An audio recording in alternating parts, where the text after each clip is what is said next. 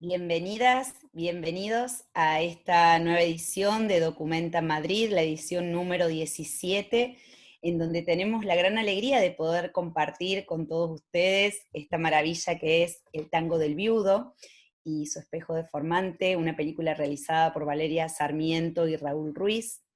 Una película que fue filmada en el año 67 y de la que se encontraron hace muy poco algunas latas desordenadas, algunas señales, algunas pistas, algunas trampas, y que es denominada de alguna manera como de las películas huérfanas de Ruiz, de las obras huérfanas de Ruiz, una película que también sale a la luz y puede terminar, si podemos disfrutarla y compartirla en este momento, gracias al trabajo, gracias a la poética de Valeria Sarmiento, de Chamila Rodríguez y de Galut Alarcón. Sin duda que todo el universo que ha conformado otras películas de Raúl Ruiz y también de Valeria Sarmiento está presente en esta película, y tenemos la fortuna de poder tener ahora una conversación con Chamila Rodríguez, con Valeria Sarmiento. Mi nombre es Cecilia Barrio Nuevo, soy curadora invitada en esta edición de Documenta Madrid, que va del 9 al 20 de diciembre del 2020. Bienvenidas Chamila, bienvenida Valeria. Muchas gracias. Muchas gracias, Cecilia. Un gusto, un honor estar en Documenta Madrid. Ustedes conforman un equipo artístico muy interesante, son amigos. Hace años de esta trilogía Ruiz Sarmiento, que estamos hace unos años construyendo, y ahora, bueno, estamos con El tango del viudo y su espejo deformante, película de ficción, largometraje, primer largometraje de Raúl Ruiz, que lo filmó en 1967 aquí en Chile, hace más de medio siglo, y que nos hemos empecinado, obsesionado y encantado en hacer una reconstrucción, porque la película la encontramos desarticulada, sin montaje, sin sonido, muda. Así que ha sido un trabajo realmente de joyería, una arqueología cinematográfica que hemos traído al presente ahora, al 2020. Eh, Estuvimos estrenando mundialmente en el Festival Internacional de Berlinale, abrimos Forum, y ahí te vimos en la sala. También, bueno, a Gonzalo de Pedro, a James, así que un gusto estar aquí con esta película y con mi directora, Valeria, que está aquí con nosotras. Mujeres. Mujeres y puertos. Muchísimas gracias, Chamila. Valeria, bienvenida también y muchas gracias Muchas por gracias. estar en esta instancia de conversación que siempre es tan enriquecedora, ¿no? Porque uno mira las películas como espectadora, como espectador, y por supuesto que las películas nos van atravesando y nos van provocando como muchas inquietudes también y sensaciones. Y esta película particularmente tiene todo un trabajo que se nota que es muy, muy particular, muy especial, que es justamente lo que han hecho de darle una voz a personas que vienen del pasado, ¿no? Como una voz que no tenían, lo que decía Chamila recién, que encontraron como las latas, pero no el sonido. Y quería preguntar un poco cómo fue la reconstrucción esta de poder dar una voz en el presente a estas especies de figuras que venían del pasado. Bueno, nosotros lo que hicimos es tratar de recordar qué había dicho Raúl de esta película. Entonces Raúl decía que se había ligeramente inspirado, porque siempre se inspiraba ligeramente de lecturas. Él se había inspirado de un cuento de Daphne du Maurier que se llama El manzano, y del poema de Pablo Neruda, El tango del viudo, del cual él después le puso el nombre a la película. Pero indudablemente, francamente, no tenía mucho que ver. Y no, lo único que tenía que ver era que era la historia de un viudo con una mujer que había muerto, pero todas las peripecias que habían alrededor eran distintas. Y claro, yo también supongo que debe haber sido por limitaciones económicas, porque una película hecha con muy pocos medios, hecha con una cámara Bolex, 16 milímetros, a cuerda, por lo tanto los planos no son muy largos, y no sé, yo creo francamente que Raúl trató de hacer su primera película como un ensayo de lo que él iba a hacer más adelante. Y no la terminó, también por razones económicas. Entonces, cuando nosotros encontramos el material, tuvimos que enfrentarnos a qué hacíamos. Y se nos ocurrió la idea de Chamila y Galut encontraron tres damas que podían leer los labios, y ellas fueron las que nos fueron dando algunas breves ideas de lo que podría haber sido ese guión.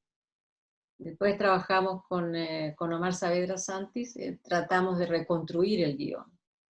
Pero indudablemente, seguramente es muy distinto de lo que Raúl habría querido hacer.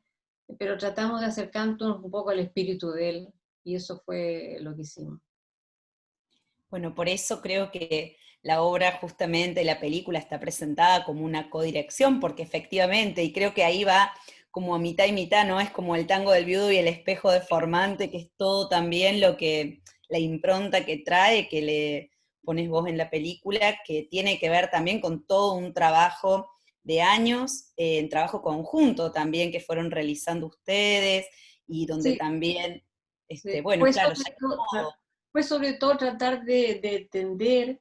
Y Raúl había hecho unos ejercicios así en el Instituto Nacional de Audiovisual que hacían que una película se viera en un espejo y contara una historia un poquitito distinta. Y es lo que tratamos de hacer, y yo creo que no estamos traicionando tanto a Raúl haciendo esto, sino que estamos tratando de robarle ideas de su obra de todos lados para reconstruir un poco lo que puede ser un homenaje a él más. bueno, sigue. Lo bonito es que pensaba también, ¿no? Y paso a hacerte unas preguntas, Chamila, en un minuto para que nos cuentes un poco más de cómo fue este trabajo para darle voz.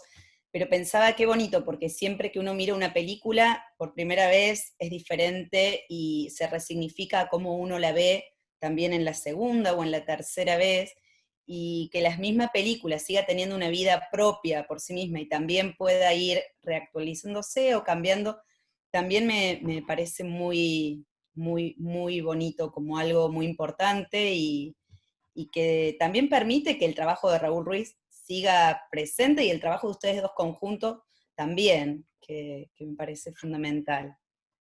Chamila, te quería preguntar acerca de todo este trabajo que contaba Valeria con las voces, con las mujeres estas que encontraron, que empezaron a leer los labios. ¿Cómo fue esa reconstrucción? Porque supongo que ha habido momentos donde los personajes no están todo el tiempo hablando a cámara, a lo mejor hay cosas o modismos del pasado que ya no se usaban en el presente, o las mismas voces del pasado ya sonaban diferentes. Sí, claro, es que el pasar del tiempo, bueno, han pasado más de medio siglo. La película es una película que tiene que ver con los fantasmas. Es una fantasma que se le aparece al viudo. Y entonces eh, hay varios muertos en la película. Además de que falleció Raúl Ruiz hace un tiempo, ya casi vamos a cumplir 10 años de que falleció.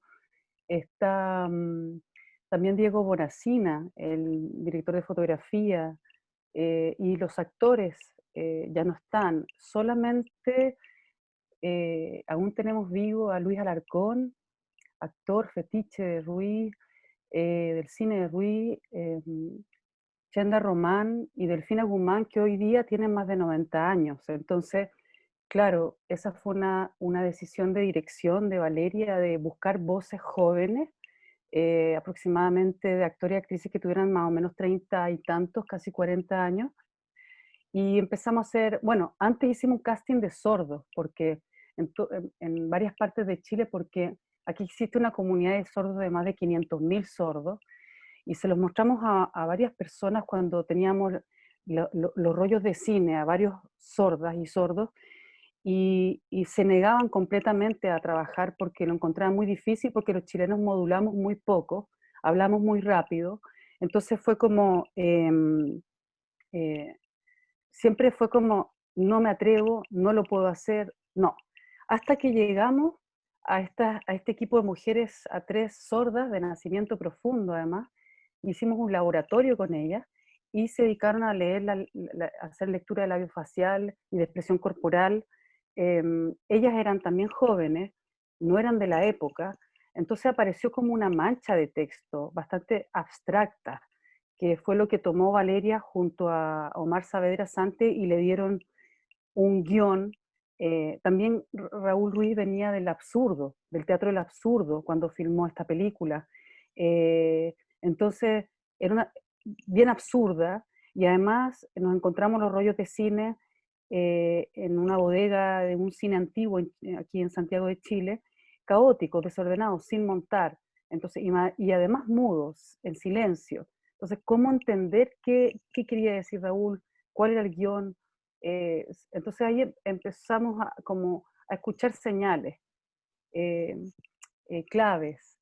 Y después, bueno, convocamos actores jóvenes y actrices para casting, y ahí se conformó un diseño sonoro contemporáneo con música de Jorge Arragada, original, preciosa, hermosa, que ahí vamos de a poco como haciendo este puzzle más interesante, más como también experimental.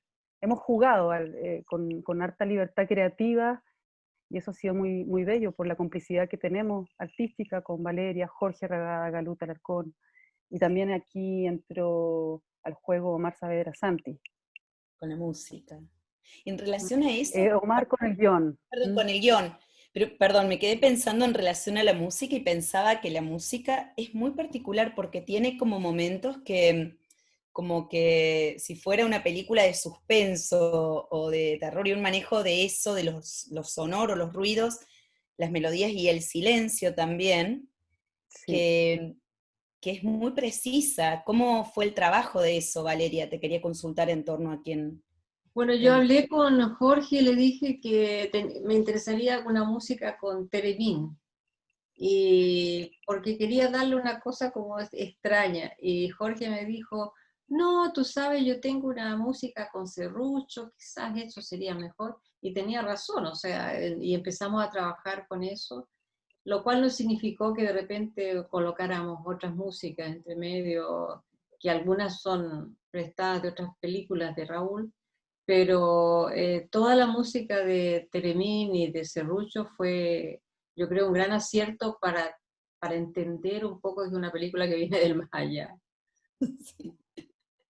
Sí, sí, remite como al más allá, a fantasmas y a una música que genera como una especie de trance o transición o... Sí, sí, sí, está como... Creo que a nivel de la percepción sonora, más allá de la visual, por supuesto, y de la película en general, es como que te toma, ¿no? Y te va llevando.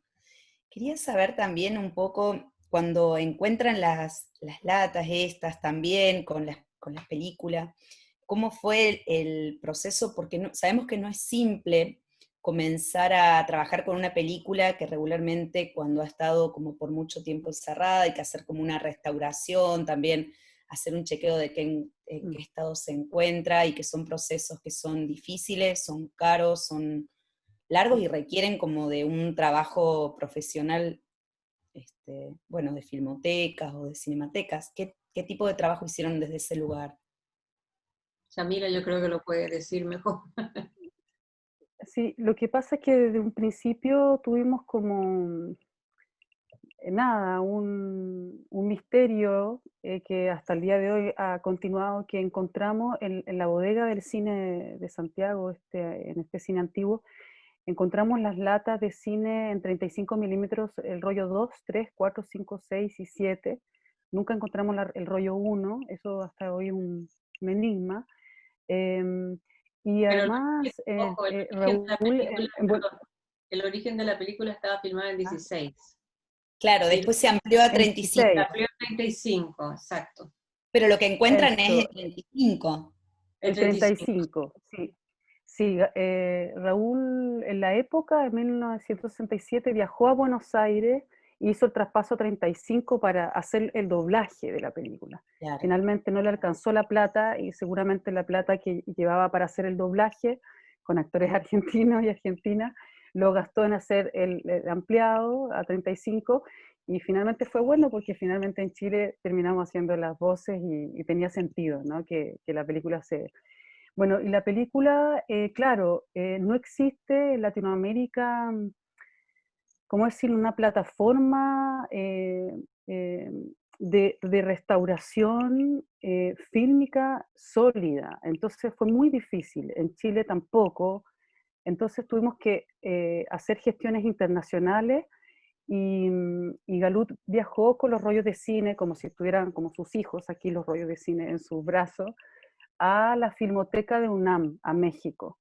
Y ahí se logró hacer una alianza muy interesante con la Filmoteca UNAM y pudimos escanear en 4K. Y eso fue fantástico porque nos permitió todos los procesos que continuaron de restauración de la imagen y postproducción, llegar a la belleza que tú pudiste ver en Berlinale, proyectada la película, porque hubo un trabajo de joyería en la imagen y también en, bueno, en la construcción del sonido por primera vez.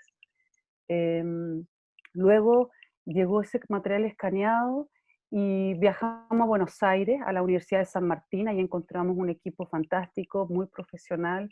Con ellos hicimos una restauración digital con el software Diamant y terminamos aquí en Chile, en Poetastro, armando todo, bueno, los detalles para llegar casi corriendo a Berlinale un día antes con la copia.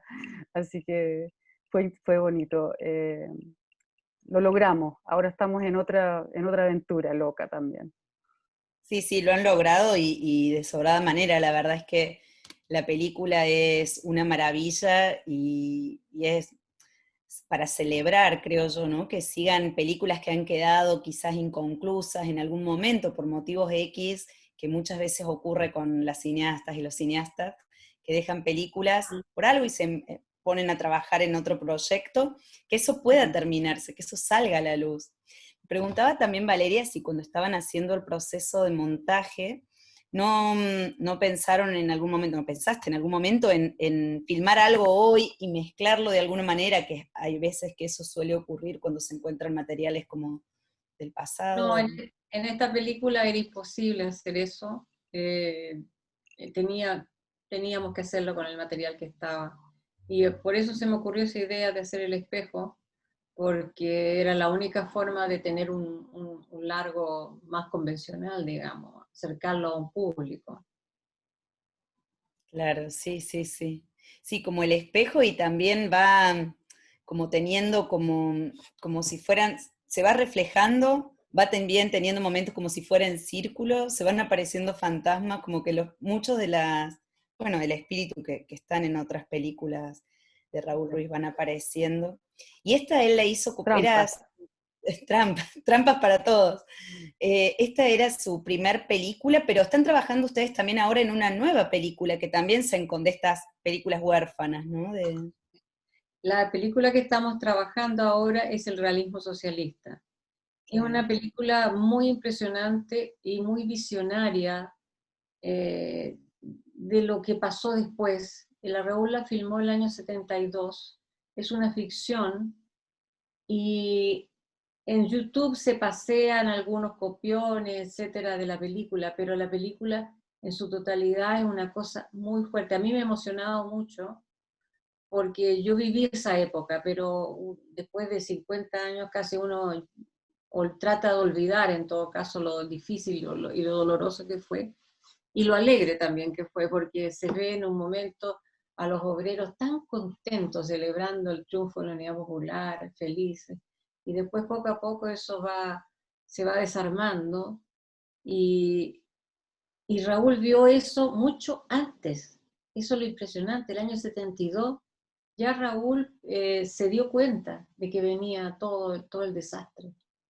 Y bueno, la película estamos trabajando indudablemente a pulso porque no, es difícil, no necesitamos más medios y estamos en eso. Espero que logremos terminarla bien y a tiempo para conmemorar los 10 años de la muerte de Raúl, que será en agosto del próximo año. Sí, veía, ojalá que sí, porque, bueno, todo este universo que ustedes a través de un trabajo increíble que están haciendo, están bueno, dando fin y así pudiéndonos hacer compartir estas películas. Es un privilegio absoluto también para nosotros y nosotras como espectadores. Y también pensaba esto que recién decías de que cómo se mira el pasado, qué movilizador justamente, como poner, reactualizar, hacer una lectura desde el presente sobre algo que ya ocurrió y la visión que se tenía en ese momento de las cosas, como muy movilizador el mismo proceso, supongo, para ustedes como equipo, y también porque todos han ido, sin duda que vos has ido trabajando a la par de Raúl todo este tiempo, pero Chamila también trabajaba con él, bueno, y el papá de Galut también estaba en las películas, entonces hay algo como también de recuerdo, supongo, personal, recuerdo familiar, recuerdo social que Mm. se va, Sí. que va No, atravesando. el recuerdo de la época es muy, muy impresionante, ver esos rostros, esos discursos además, porque la gente realmente tenía un discurso que era pura utopía, queríamos hacer esto, queremos hacer lo otro, y después todo eso se desvaneció, no quedó nada. En relación a esta última película, la telenovela Errante Mm. y El tango del viudo, digo, las tres películas que ustedes, bueno, o han trabajado o están trabajando quería saber si encontraban algún tipo de, no sé, como de alguna conexión por lo que hubieran quedado allí como huérfanas. Yo creo que para Raúl lo importante era filmar, o sea, a él lo que le importaba era estar en el plató, filmar, conectarse con los actores, conectarse con la gente. Terminar no le importaba mucho, o sea, él dejaba muchas veces dejó películas sin terminar. Por el momento nos irían quedando algunas, pero yo he decidido que ya esta es la tercera, yo no me meto más. Yo sé que hay una película en Taiwán, por ejemplo, que Raúl filmó, pero esa está casi terminada. Pero ya hay por ahí alguna otra película, pero no, yo sé que Raúl tenía ese era un gran defecto de él, o una gran cualidad, no sé, que había que filmar. O sea, lo importante era filmar, filmar, filmar. Era su fascinación. Era lo que más le entusiasmaba. Sí. Muy bonito esto también de pensar en terminar esta última para celebrar y que se podamos todos celebrar los 10 años. También para celebrar en el mejor de los sentidos, creo, porque las vidas hay que celebrarlas, creo, siempre, cuando uno está y cuando uno no está tan bien, por la impronta que han dejado. Y justamente las películas de él, como están plagadas un poco de fantasmas y de leyendas, me preguntaba en relación a las leyendas que van atravesando también la película. Está por un lado el teatro del absurdo, pero creo que también aparece como, también como una, bueno, las leyendas de Chile, ¿no? Como atravesando sus películas. Él utilizó bastante las leyendas de Chiloé, pero no sé si en esta película, no, no, yo creo que no, no en el Tango del Viudo en todo caso, sí en La Recta Provincia, sí en otras películas, él trabajó mucho la idea de leyendas que le contaba su abuelo Chilote. Claro, claro que sí. ¿Y cómo ha sido, Chamila, bueno, no solo la experiencia del estreno, sino también cómo sientes que ha sido la recepción de la película en cuanto a una relectura o lectura? Porque también que aparezca una primer película de alguien que se suponía que tenía otra, también modifica un poco todo el universo de Concepción, supongo. No, tienes silenciado, perdón, tienes silenciado el micro. Disculpa. No, por Me favor. imagino que por lo que he sentido, hemos visto que, que es una celebración encontrar una película más de Raúl en esta trilogía de películas chilenas que no las pudo terminar por diversas razones. Y creo que de verdad, personalmente, yo siento que Raúl debe estar contento que nosotros sigamos jugando y con sus materiales, tratando de darles sentido rescatándolo, incluso repatriándolo, trayéndolo a Chile de vuelta, que eso ha sido una de las cosas más difíciles, porque no hemos tenido todos los apoyos que deberíamos de tener aquí por parte del Estado, del Ministerio de las Culturas, las Artes y el Patrimonio. Entonces ha sido realmente una tarea, un desafío titánico, cada película. El tango, bueno, estaba aquí en Chile, pero tuvimos que también sacarlo para afuera internacionalmente para terminarlo. Pero creo que seguimos jugando con los materiales. A él le gustaba mucho el juego creativo, estar jugando con esta experimentación vanguardista también. Y por eso que la película ha dado vueltas al mundo en los mejores festivales, clase A y independientes, y se han traducido las películas al ruso, al chino, al italiano, al alemán, y públicos diversos disfrutan, vibran con las películas, y eso yo creo que ese es el gran regalo que tenemos nosotros como equipo artístico, que las películas, las críticas son maravillosas, eh, incluso teníamos como una aprensión o un miedo, ¿qué va a pasar ahora con la pandemia? Cuando estábamos en Berlinale y aparece la pandemia, empiezan todos los festivales a cancelarse, a no hacerse, y otros a resistir, como este y otros. Y es increíble el cine sigue vivo a pesar de esta pandemia que ha cerrado los cines, que ha cerrado las cinematecas, y que siga dando vueltas al mundo la película. Es un regalo, es una celebración. Así que ahí seguimos, bueno, y resistiendo y tratando de terminar el realismo socialista, que queremos estrenarlo mundialmente el próximo año, el 2021, como bien dice Valeria, que coincida con este homenaje que le vamos a organizar a Ruiz de manera internacional y nacional también, por sus 10 años desde que partió. La verdad es que todo lo que dices de la resistencia, nosotros nos aunamos y alineamos bajo el mismo concepto. Es un año donde, tal cual como tantos festivales que tuvieron que verse cancelados o que fueron modificando su fecha, como pasó con Documenta Madrid, pero afortunadamente hemos podido realizar esta edición en este formato nuevo, un poco adaptándonos a las circunstancias, un poco presencial, un poco online. También esta situación permite que las películas también se expandan un poco más, también se vean de otra manera, y no quiere decir que siempre lo más importante quizás y la comunión que se da en una sala de cine es única, pero también es cierto que así el cine o las películas pueden encontrar también otros públicos, y también que sean descubiertas por otras personas que quizás no, bueno, no las tenían como en su universo más cercano, y se provocan otro tipo de encuentros. Desde ese lugar nosotros celebramos mucho poder estar realizando esta edición de Documenta Madrid, y también les agradecemos muchísimo que ustedes estén acompañándonos, que nos permitan poder compartir el tango del viudo y su espejo deformante con todos quienes y todas quienes van participando de esta edición de Documenta Madrid. Así que muchísimas gracias por la confianza, por estar, porque estamos todos juntos defendiendo el cine que queremos, el cine en el que creemos, el cine que hacemos, el cine que mostramos. Así que mil gracias por todo. Muchas gracias, Cecilia, por tus Muchas palabras. gracias, Cecilia.